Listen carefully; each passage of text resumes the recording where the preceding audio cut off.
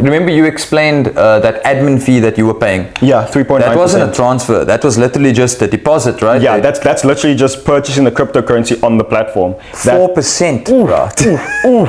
Guys, when I tell you that was eating me, it was eating me, guys. So when this guy came along and he taught me, like, no, bro, you don't have to do it that way. I was very happy to hear that.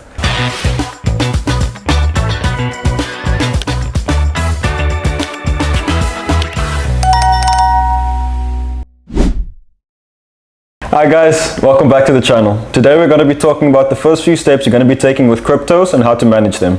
Today we're also going to be covering the difference between your cold wallet, your hot wallet, and how to buy your first Bitcoin. 100%, yeah. So guys, Tim hasn't been trading for that long. Like just over a month and a half? Just over a month, right? Yeah. So maybe you can share people about your experience buying cryptocurrency for the first time. Because correct me if I'm wrong, but you bought cryptocurrency prior to like a mentor teaching you how to buy it, the cheapest way, etc., etc. So I actually came into the industry maybe a few years ago, maybe when I was like 16, 17, around there. I'm not going to tell you how old I am now, but let's just leave it there. But basically it was my brother that told me about this crypto platform where you can buy cryptos on it, and it was called Valor. And it was super straightforward, super easy, just a click of a few buttons. And I found it was pretty manageable in the beginning. The big part was diversifying my portfolio, that way I wouldn't take too much losses. What did you diversify with? I remember XRP was one of them. So my initial investment was actually XRP because we found there was a lot of movement happening with XRP. And then I found when that started to stabilize, maybe I started investing in Solana, Bitcoin. Ethereum was one of them actually. And yeah, I would say the experience overall in the beginning was quite stable. I just bought in, held, I got to see the growth, how money can go down after, but if you're not watching it, those are stable coins, by the way, guys. We call them altcoins. So alternative coins to Bitcoin. So like the only thing that's an altcoin but not an altcoin is ETH. Like Ethereum is its own standalone as well. But yeah, so these altcoins go up and down, and there's really profits to be made. But yeah, so Tim, what is the differences, right, between when you started out trading without a mentor? What are some of the fees or costs you were incurring that you don't like incur now? So that was actually a huge part for me that I had to discover myself, because I was actually digging into my own pockets, my own profits, because I wasn't very knowledgeable on certain fees that were occurring when you are transferring from certain platform to platform. That was a big part for me. And even just... What do you mean? Platform to platform, but wasn't that time? Remember you explained that admin fee that you were paying? Yeah, 3.9%. That wasn't a transfer. That was literally just a deposit, right? Yeah, that's literally just purchasing the cryptocurrency on the platform. 4%, right? Guys, when I tell you that was eating me, it was eating me, guys. So when this guy came along and he taught me, like, no, bro, you don't have to do it that way. I was very happy to hear that. Yeah, like essentially what these crypto exchange platforms will offer you is you can buy coins from them, from their store on the platform, or you can buy them from the market. You buy them from the market, you're paying like 0.35%. You're buying from the platform, you're paying about 4%, sometimes even more.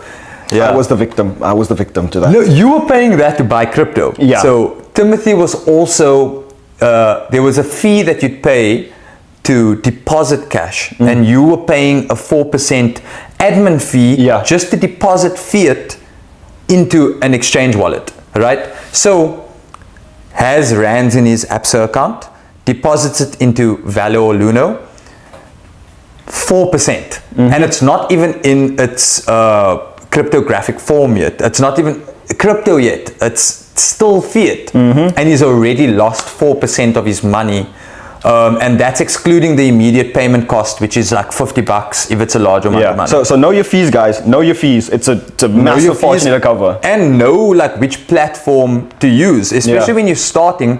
Ask your mentor. If you haven't got a mentor, on our socials, ask us, hey guys, so I've been doing my research, I'm just not sure which platform has like the best fees and the best prices rather. Well, so while we are on this topic, I would suggest you use Valor, but there's a way to use Valor where you are mitigating your overhead costs of buying or for your crypto movements. So Valor is a good one. I'd say Luno is also really good, but you're very limited with which crypto coins you can use, you can buy. So you can't get every crypto coin on Luno, but on Valor there's a ton, man, like hundreds. But on Luno, very limited. However, Luno's got like some really cool functions. Yeah. So you can buy South African stocks. So you can do Forex and crypto on Luno on the same platform. So cool, great functions and stuff. What do you think they're hiding? Fees. Oh. Luno is pricey. Luno's pretty pricey, and I mean, I think what they would say is that they're pricey because of their customer care. Yeah. Like Luno assistants will literally call you if you're having an issue. You can get a phone call from like the Luno call center. I don't know. Yeah. Which other crypto platforms don't really do besides Altcoin Trader that I'm aware of. Yeah. But a couple of the big names, you can do your own research. Kraken, Coinbase, Valor, Luno, and Altcoin Trader. Yeah. Those are the 5 big ones that are coming to mind. Yeah, but since we're on the topic, it seems we're mentioning a lot of platforms, also hot wallets, as we like to call them. Oh yes, you said, so we're going to chat about the difference between what a cold wallet and what a hot wallet is. Yes, it would have been cool if we had Keenan on the pod today. Keenan's actually got he's had a cold wallet for a long time. He's been holding XRP, and he'd actually be able to unpack in detail about like how it's affected him keeping his wealth in a hot wallet versus in a cold wallet rather versus a hot wallet. But Tim's going to explain. No, you're probably asking now what exactly is a hot wallet? What is a hot wallet? What is a cold wallet? What is it called? What is it? Basically, right, your hot wallet you'll find online. You'll have to go onto a platform to get it. There you'll see the amount of money that you have access to. But remember, can you give me an example? Like an example? Like, so we're talking about storing our coins. And we can store it in a hot wallet or a cold wallet. Yeah. So what would an example of like a hot wallet be? Valor. Yeah.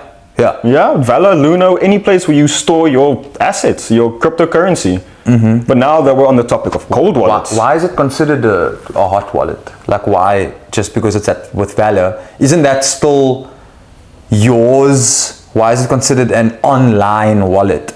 Isn't it?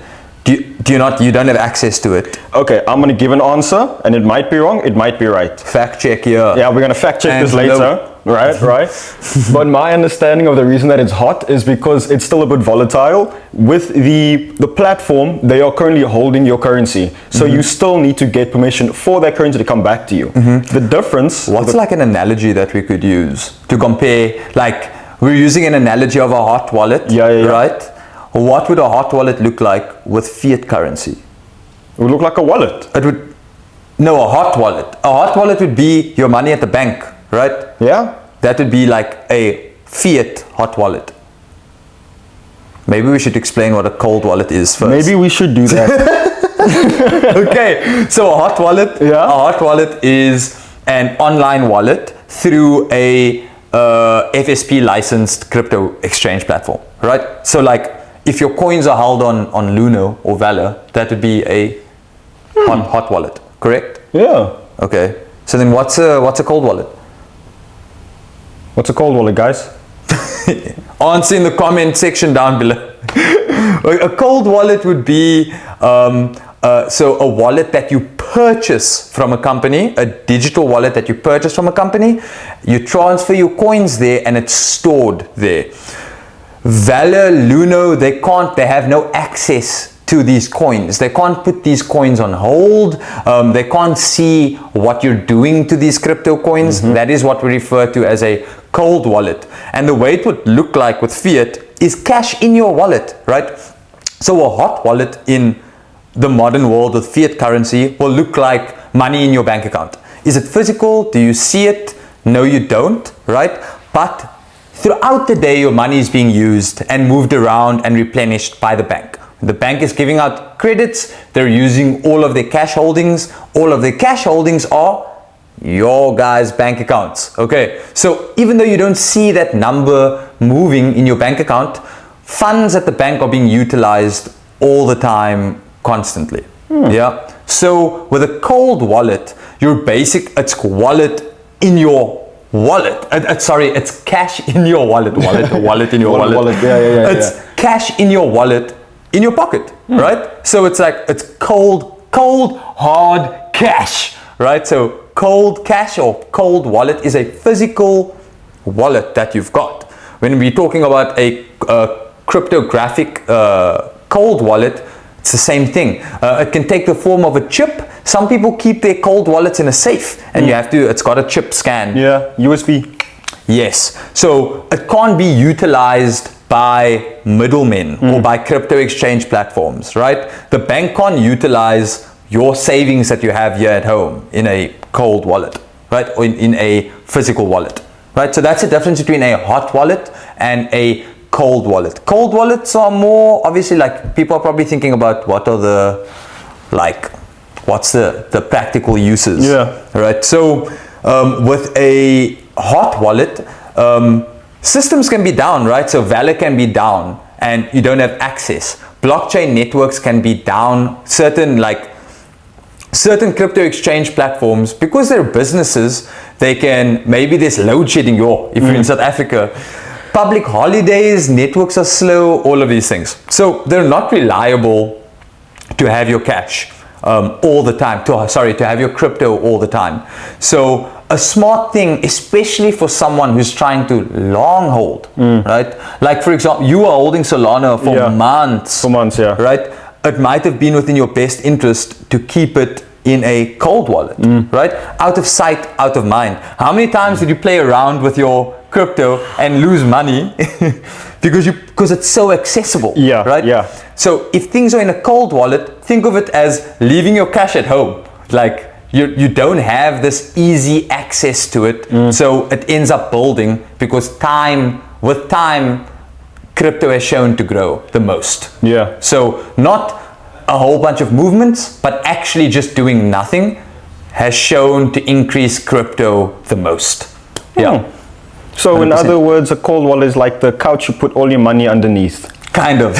yeah. In a way, a cold wallet is your own private savings, your own private wallet, right? So it's not on this public financial services providing domain or platform, right? It's kept here in your room or in your safe, preferably in a safe. Yeah, and look at that. We just learned that together at the same time, guys.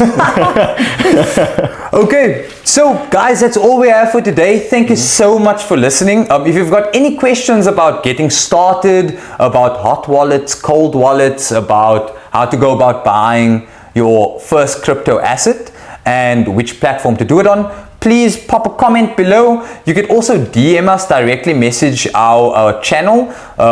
Follow us on TikTok. Our TikTok is popping, pop. Thank you so much, guys. Really appreciate the support. It means the world to us. And stay tuned for more quick trading news and videos. I don't know what that was, bro. Put those away, Tim. Yeah. Cheers, guys. Bye-bye.